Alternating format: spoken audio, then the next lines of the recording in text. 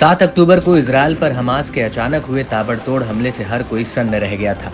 एक साथ सैकड़ों की संख्या में हमास ने इजरायल पर रॉकेटों से हमला किया था। इस हमले में इजरायल की सुरक्षा का सबसे मजबूत स्तंभ आयरन डोम एयर डिफेंस सिस्टम तक फेल हो गया था। सीमा पार से आ रहे खतरनाक हवाई हमलों से इजरायल की हिफाजत नहीं कर पाया। हवाई हमलों के अलावा हमास लड़ाकों ने इजरायल में घुसकर भी खूब कोहराम मचाया था। इस दौरान लड़ाकों ने अंधाधुंध फायरिंग कर इजरायली शहरों में दहशत मचा दी।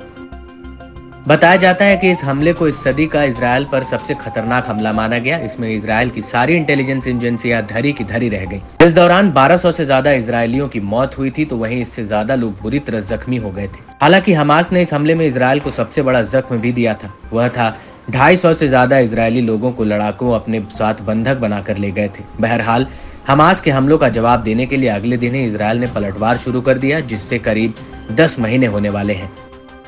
इस बीच आईडीएफ ने खुलासा किया कि दक्षिणी गाजा पट्टी से 5 इजरायली नागरिकों के शव बरामद हुए हैं। दावा किया जा रहा है कि ये सभी शव बीते 7 अक्टूबर को हमास के हमलों में बंधक बनाए लोगों के हैं, जिन्हें वापस इजरायल लाया गया है। आईडीएफ के 58वीं डिवीजन के तहत विशेष बलों और शिन बेट एजेंटों समेत सैनिकों ने खान यूनिस की एक सुरंग से बरामद किया। माना जा रहा है कि 7 अक्टूबर को हमले के बाद हमास लड़ाके इजरायलियों को अपनी ढाल बनाकर भाग खड़े हुए थे।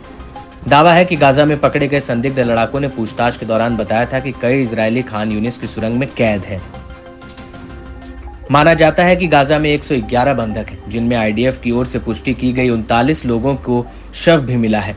एएफपी की रिपोर्ट के मुताबिक इजरायल ने इन 5 को पहले ही मृत घोषित कर दिया था। खास बात है कि शवों की बरामदगी ऐसे वक्त पर हुई है जब पीएम नेतन्याहू को हमास के साथ युद्ध समाप्त करने और बंधकों को लेकर समझौते पर पहुंचने के लिए खासा दबाव का सामना करना पड़ रहा है। रक्षा मंत्री योव गैलेंट ने आईडीएफ का हौसला बढ़ाते हुए कहा कि सेना हमास की हार तक उससे लड़ती रहेगी।